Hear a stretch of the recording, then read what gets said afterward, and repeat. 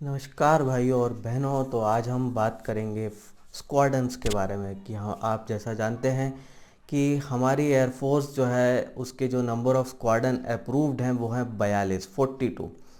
तो 42 स्क्वाड्रंस जो है हमको मिनिमम चाहिए चाइना और पाकिस्तान दोनों को एक साथ हैंडल करने के लिए। और इस समय जो हमारे पास हैं वो हैं 31, और एक्चुअली बोला जाए तो 30 ही हैं। तो इतने स्क्वाड्रन जो है अभी हमारे पास हैं, लेकिन 42 चाहिए।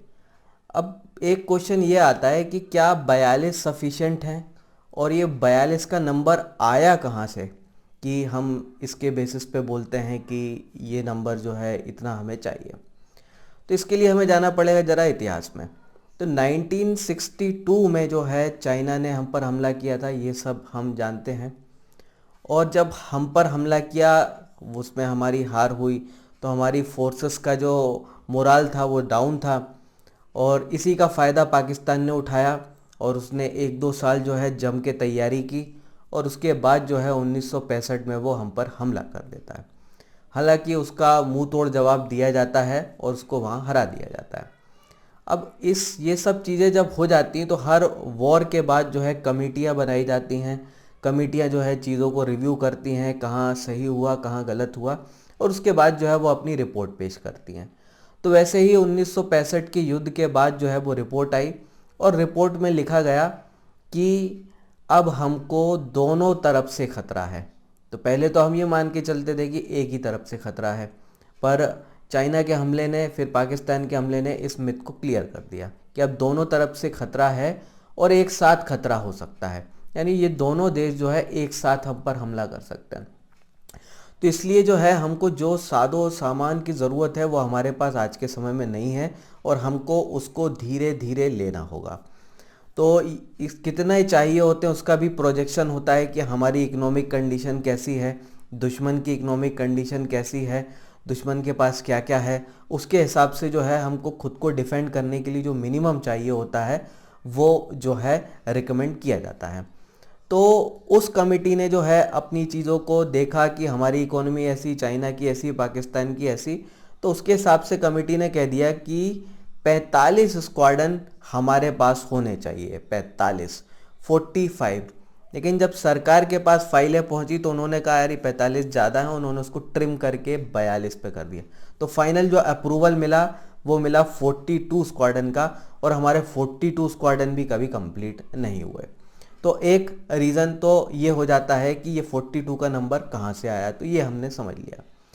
अब क्वेश्चन ये आता है कि क्या आज के समय में 42 सफिशिएंट है, क्योंकि ये जो कॉन्सेप्ट आया है ये तो 1965 के बाद की सिचुएशन के बाद आया, और अब तो कई दशक जो है बीत चुके हैं। तो तब में और अब में इकोनॉमिक सिचुएशन में एक बहुत बड़ा डिफरेंस आ गया है।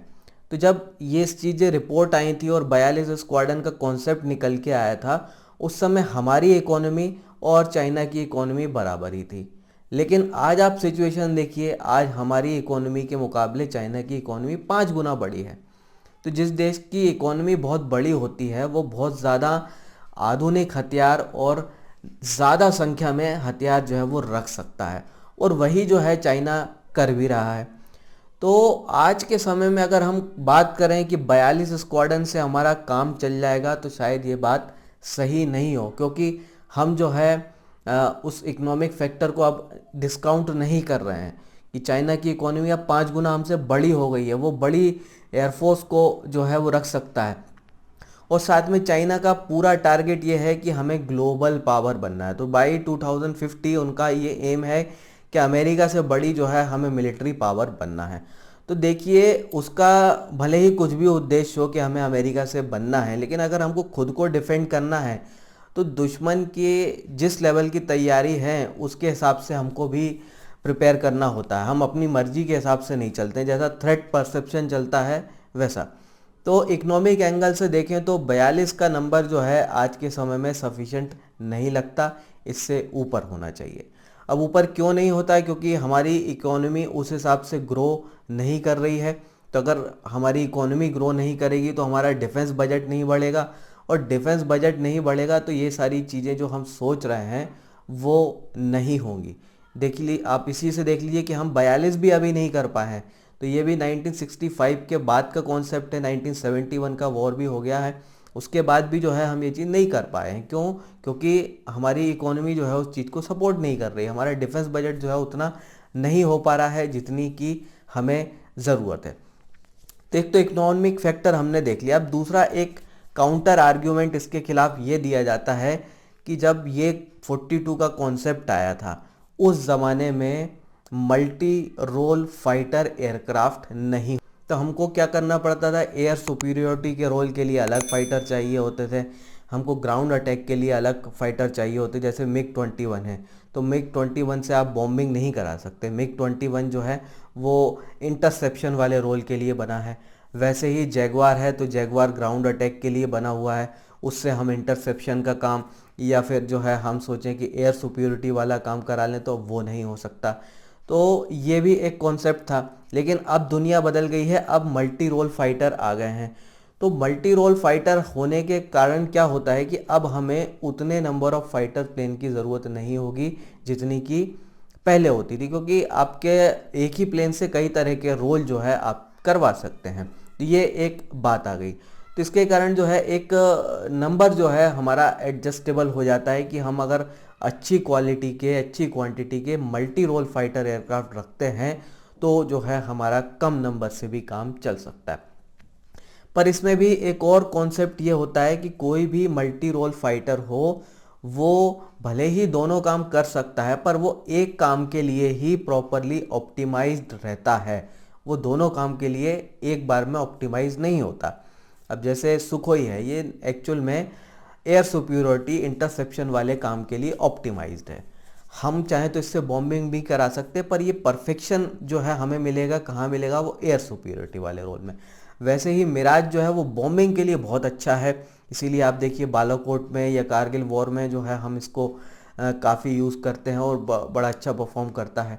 तो ये काम हमने सुखोई से क्यों नहीं कराया है, क्योंकि सुखोई जो है एयर सुपीरियोरिटी के लिए है और मिराज जो है वो बॉम्बिंग के लिए है। तो अब एक और नया कॉन्सेप्ट आ रहा है ओमनी रोल का, कि एक ऐसा फाइटर प्लेन जो हर रोल को बहुत ही एफिशिएंटली कर ले, तो वो उस कैटेगरी में आ जाता है राफेल। तो राफेल जो है ऐसा प्लेन है जिससे आप एयर सुपीरियोरिटी वाला काम कराना है या बॉम्बिंग कराना है, दोनों ही बहुत एफिशिएंटली आप कर सकते हैं, इसीलिए जो है वो कॉस्टली भी है। तो कहने का मतलब ये है कि या तो हम नंबर बढ़ाएं अपने, अगर हमें दुश्मन से निपटना है, नंबर अगर नहीं बढ़ा पा रहे हैं तो हम क्वालिटी को बढ़ा लें, ऐसी क्वालिटी को बढ़ा लें जहाँ पे हम अच्छे क्वालिटी के फाइटर से हम दुश्मन से निपट सकें। अब जैसे राफेल है, तो राफेल एक साथ जो है 5 दुश्मन के फाइटर प्लेन्स को एक साथ एंगेज कर सकता है, तो ये बहुत बड़ी बात है। तो आप देखिए अगर दुश्मन के पास 5 हल्के पुल्के हैं तो आपके पास अगर एक राफेल भी है तो आप उसका काम ख़त्म कर देंगे, तो ये बेनिफिट आपको मिल जाता है। तो हमारे लिए अब दो ही ऑप्शन बचते हैं कि या तो हम नंबर अपने बढ़ाएं, नंबर बढ़ाने के लिए अभी हमारी इकोनॉमिक सिचुएशन उतनी अच्छी नहीं है, डिफेंस बजट नहीं है, एक्चुअल में इकोनॉमिक सिचुएशन प्रॉब्लम नहीं है, पर हमारे यहाँ वेस्ट बहुत होता है पैसे का, इसलिए सारी कटौती जो अल्टीमेटली होती है वो डिफेंस में हो जाती है। तो हमको क्या करना है, हम या तो नंबर बढ़ाएं या क्वालिटी बढ़ाएं। तो राफेल जैसे फाइटर अगर हम 150-200 ले लें तो ये हमारा बजट परमिट नहीं करता, तो एटलीस्ट हम क्या कर सकते हैं कि हम 70 से 100 के आसपास राफेल जैसे फाइटर प्लेन लें, और उसके बाद जो नंबर वाली कमी होगी वो हम तेजस, MK1, MK2 इस तरीके, क्योंकि ये प्लेन को बनाना प्रोड्यूस करना सस्ता है, और क्योंकि ये हमारे ही देश में प्रोड्यूस होंगे तो इसका जो प्रॉफिट आएगा उसके कारण क्या होगा, एक तो जॉब क्रिएशन हमारे देश में होंगे, जॉब क्रिएट होंगे तो वो भी इकोनॉमी को बेनिफिट करेगा, और साथ में जो भी कंपनी कमाएगी इसको प्रोड्यूस करने में वो कैपिटल हमारे ही देश में वापस री इन्वेस्ट होगा, तो हमारी एक ग्रोथ होगी। तो जिन देशों की डिफेंस इंडस्ट्री बहुत अच्छी होती है वो देश आप देखेंगे अधिकतर डेवलप्ड देश आपको मिलेंगे, तो एक ये भी हमको फ़ायदा मिलेगा। तो हमारे पास यही विकल्प है कि हम राफेल की संख्या को 100 तक ले जाएं, एटलीस्ट 70 से 100 के बीच ले जाएं, उसके बाद जो है हम तेजस जैसे प्लेन का मास प्रोडक्शन करें। तो ये काम अगर हम कर लेते हैं तो भले ही हम 42 तक ना पहुँचें, हमारा काम चल जाएगा। तो वैसे हमें कोशिश ये करनी चाहिए कि 2035 तक तो हम जो है उसको क्रॉस करें, और बाद में अगर हम 42 को भी क्रॉस करें तो इसमें भी कोई नुकसान नहीं है, क्योंकि वो भी हमारी इकोनॉमी में ही एक्चुअली ऐड होगा। तो आपकी डिफेंस इंडस्ट्री को लगातार ऑर्डर मिलते रहें, ये बहुत ज़रूरी होता है। नहीं तो क्या है कि ऑर्डर नहीं मिले तो नए प्रोजेक्ट नहीं चलेंगे, नए प्रोजेक्ट नहीं चलेंगे तो आपका जो टैलेंट है, जिन लोगों ने काम किया उन सारे प्रोजेक्ट पे, वो एक दिन रिटायर हो जाएंगे और बाद में जो उनका एक्सपीरियंस है वो आपके न्यू जनरेशन को पास ऑन नहीं हो पाता। सबसे अच्छा एग्जांपल इसका मारूत है जो हमने बनाया था, जो कि एशिया का पहला सुपरसोनिक फाइटर प्लेन था। न चाइना ने बनाया था, न जापान ने बनाया था, हमने बनाया था। लेकिन हमने इंक्रीमेंटल उसमें इन्वेस्टमेंट नहीं किया तो वो प्रोजेक्ट बर्बाद हुआ। उसके बाद जो है सारी चीज़ें कितनी बुरी हो गई वो सब हम जानते हैं। तो हमें यही करना चाहिए कि 42 को हम ज़रूर क्रॉस करें। उससे पहले हम राफेल जैसे प्लेन की क्वांटिटी बढ़ाएं। 36 जो है सफिशेंट नहीं है, 70 से 100 के बीच जो है हम उसको करें। उसके बाद हम जो है तेजस को मास प्रोड्यूस करें, उसको इस तरीके से प्रोड्यूस करें, साथ में जो है हम उसको एक्सपोर्ट भी करें। तो ये सारी चीज़ें जब हम करेंगे तो एक इंडस्ट्री भी हमारी डेवलप हो जाएगी और हमारा काम भी बन जाएगा। और जब आपकी इंडस्ट्री मजबूत है, आपका कम बजट में भी आप अपनी एयरफोर्स को जो है इक्विप कर सकते हो अच्छी चीज़ों से, तो आपका दुश्मन वैसे ही जो है सरेंडर कर देता है। देखिए, हथियार लड़ने के लिए कम, डराने के लिए ज़्यादा होते हैं। तो अगर आपके पास बहुत अच्छे हथियार हैं तो दुश्मन तो आधा सरेंडर वैसे ही कर देता है, क्योंकि वो लड़ता ही नहीं है, क्योंकि उसको समझ में आ गई कि इतने खतरनाक हथियार हैं तो हम मारे जाएंगे, तो लड़ेगा ही नहीं। तो आपको लड़ने के लिए कम, दुश्मन को डराने के लिए ज़्यादा चाहिए होता है, डेटरेंस के लिए चाहिए हो। तो ये दोनों काम हमारे हो जाएंगे अगर हम राफेल को की क्वांटिटी बढ़ाते हैं और तेजस का नंबर बढ़ाने। अभी इसका काम बड़ा स्लो चल रहा है, प्रोडक्शन लाइन जो है वो साल का 6 से 10 तक ही जा पा रहा है, जबकि कोशिश हमें ये करनी चाहिए कि हम 20 तक जो है प्रोड्यूस करें, 20-25। उसके बाद ही तो हम एक्सपोर्ट करने की सोच पाएंगे। जब हम खुद की ज़रूरत पूरी नहीं कर पा रहे तो एक्सपोर्ट कैसे करेंगे।